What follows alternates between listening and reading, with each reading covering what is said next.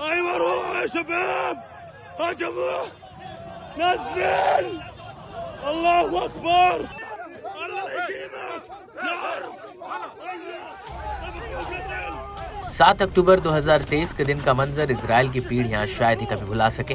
Hollywood की action फिल्मों की तरह हमास ने अचानक इजराइल पर हमला बोला। पैदल, गाड़ियों से, मोटरसाइकिलों से और तो और पैराग्लाइडर से हजारों हमास के आतंकियों ने इजराइल के मासूमों को निशाना बनाया। हमास की हिमाकत देखकर इजराइल को अंदाजा हो गया था कि उसके पास अब हथियारों की ताकत बेपनाह है और आतंकियों की जमात भी बहुत हो चुकी है। ऐसे में इजराइल ने फिर जिस अंदाज में पलटवार किया, उससे हमास का खेल ऐसा खत्म किया कि अब गाजा पट्टी से हमास उखड़ चुका है। जो हमास कल तक इजरायली नागरिकों को बंधक बनाकर इतरा रहा था, वही अब इजरायली बंधकों को इज्जत के साथ रिहा कर रहा है, क्योंकि वो अब अमेरिका के गुस्से की आग में, नर्क में नहीं जलना चाहता। लेकिन सवाल उठता है कि आखिर कैसे इजरायल ने हमास को घुटनों पर लाने को मजबूर कर दिया। दरअसल इजरायल हमेशा से अपने दुश्मनों से बदला लेने की नीति पर चलता रहा है। 7 अक्टूबर 2023 को हमास द्वारा किए गए हमले के बाद इजरायल ने न सिर्फ अपनी सैन्य ताकत बल्कि आर्टिफिशियल इंटेलिजेंस तकनीक का भी भरपूर इस्तेमाल किया।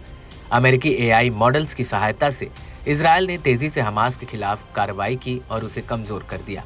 माइक्रोसॉफ्ट और ओपन एआई के उपकरणों ने खुफिया डेटा का विश्लेषण कर संदिग्ध गतिविधियों की पहचान में अहम भूमिका निभाई। हमास के टॉप लीडर्स को खत्म करना इतना आसान नहीं था, लेकिन इस बार इजरायल ने नेतन्याहू की रणनीति के साथ साथ एआई मॉडल्स का भी जबरदस्त इस्तेमाल किया। ये देखा गया कि इजरायल ने लगातार हमास के शीर्ष नेताओं को निशाना बनाया, जिससे ये साफ हो गया कि इनमें से एआई का बड़ा हाथ था। सिर्फ इंसानी दिमाग इतना तेजी से निर्णय नहीं ले सकता, बल्कि उसमें उन्नत एआई तकनीक का भी योगदान था। हमास के हमले के बाद इजरायली सेना ने अमेरिकी टेक्नोलॉजी कंपनियों जैसे माइक्रोसॉफ्ट और ओपन एआई के एआई मॉडल्स का उपयोग तेज कर दिया। इन मॉडलों ने बड़े पैमाने पर खुफिया डेटा और निगरानी जानकारी का विश्लेषण किया, जिससे संदिग्ध गतिविधियों और आतंकियों की पहचान करना आसान हो गया। एआई ने न सिर्फ संदिग्ध भाषण, व्यवहार और दुश्मनों की गतिविधियों को तेजी से पहचाना, बल्कि सैन्य अधिकारियों को लक्ष्यों की पहचान और हमले की तैयारी में भी मदद की। इसे एक गेम चेंजर रणनीति के रूप में देखा जा रहा है।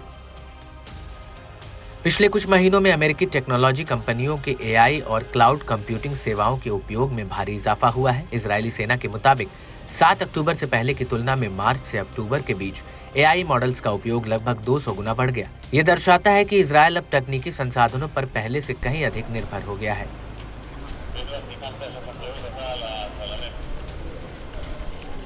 एसोसिएटेड प्रेस की एक रिपोर्ट के मुताबिक इजरायल ने अमेरिकी वाणिज्य एआई मॉडल्स की मदद से कई सटीक हमले किए हैं, जिससे उनकी सैन्य ताकत में नई जान आ गई है। इजरायल के मौजूदा और पूर्व सैनिक अधिकारियों तथा टेक कंपनियों से मिली जानकारी के अनुसार एआई डिवाइसेज के काम करने के तरीके, उनकी संभावित गलतियां और जोखिमों का डेटा सामने आया है।